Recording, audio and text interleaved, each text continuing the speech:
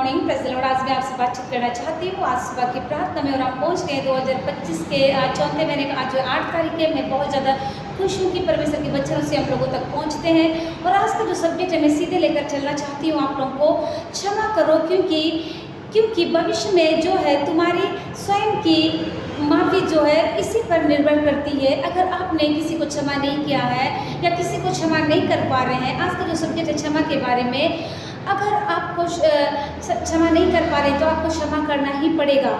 क्षमा करो क्योंकि भविष्य में तुम्हारी स्वयं की माफ़ी इसी पर निर्भर होती है। आपको इसी पर डिफरेंट रहना पड़ेगा और आपको क्षमा करना ही पड़ेगा। चाहे आपके सब लोगों ने कुछ भी किया हो, बहुत ही गलत किया हो, तो भी आपको उसे माफ़ करके आगे बढ़ना पड़ेगा। मैं कहना चाहती हूँ प्रत्येक व्यक्तियों से आज सुबह की प्रार्थना में, और कि क्षमा करो क्योंकि भविष्य में तुम्हारी स्वयं की माफ़ी इसी पर निर्भर होती है। हमें ना केवल दूसरों को क्षमा करने की आज्ञा दी गई है, पर जैसे कि यीशु मसीह की शिक्षा हम सुनते हैं कि हम सीखते हैं कि भविष्य की हमारी जो अपनी क्षमा हमारे अंदर, हमारे व्यवहार में और हमारे हर एक चीज़ में होती है। इसलिए हमको जो है क्षमा करने वाली आत्मा पर निर्भर करती है। हमको क्षमा करने वाला का एक आत्मा होना चाहिए। आइए आप मेरे साथ में निकाल लीजिए क्या कहता है परमेश्वर का बहुत ही प्यारा खूबसूरत वचन है। आप पढ़ सकते हैं मत्ती 6 का 14-15 पद में, जहाँ पर इस प्रकार से लिखा हुआ है कि तुम मनुष्यों के अपराध क्षमा करोगे तो तुम्हारा स्वर्गीय पिता भी तुम्हारे अपराधों को क्षमा करेगा, और यदि तुम मनुष्यों के अपराध क्षमा नहीं करोगे तो तुम्हारा पिता भी तुम्हारे अपराध को क्षमा नहीं करेगा। आमीन। यहाँ पर यीशु मसीह बहुत ही खूबसूरत तरीके से बातचीत कर रहे हैं कि अगर आप दूसरों के अपराधों को क्षमा करते हैं तो परमेश्वर जो है आपके अपराधों को क्षमा करेंगे। यदि आप दूसरों के अपराधों को क्षमा नहीं करेंगे तो परमेश्वर भी आपके अपराधों को क्षमा नहीं करेंगे। हम देखते हैं कि संसार में कई लोग बोलते हैं कि मैं इसको क्षमा नहीं कर पा रही हूँ। ऐसा कोई लोग बोलते उसे देखने का ही पसंद नहीं करता। ऐसा नहीं कहना पड़ेगा आपको। अगर आपके अंदर में, आपके दिल में यीशु का प्रेम है तो आपको क्षमा करना पड़ेगा, क्योंकि यीशु मसीह प्रेम है, प्रेम करने वाले हैं।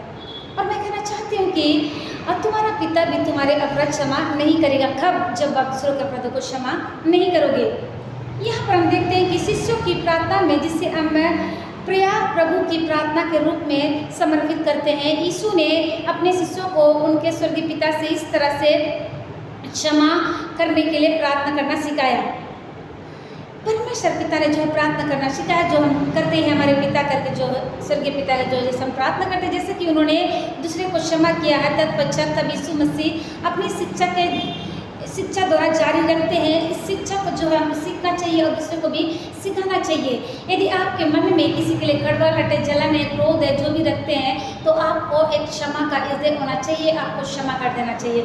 सो इस समय जितने लोग मुझको देख रहे हैं देश विदेश दुनिया के छोर से, जितने फेसबुक फैमिली है, व्हाट्सअप नॉर्मल मैसेज मैसेंजर के द्वारा, voice recorder, GML inbox text message द्वारा, जितने लोग आप लोग सुबह शाम की प्रार्थना का लाभ उठाते, मैं कहना चाहती हूँ आप लोगों के लिए गुड न्यूज़ है।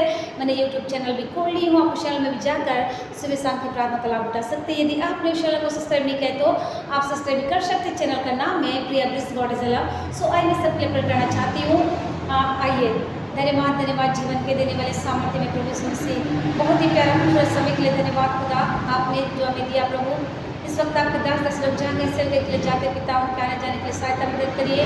हर एक बातों में मैं माँ आपको मिले खुदावन, सारे बातों में माँ आपको देते खुदावन। यीशु मसीह के नाम से इस विनती को मांगते, जैसे सुने कबूल करिए। आमीन।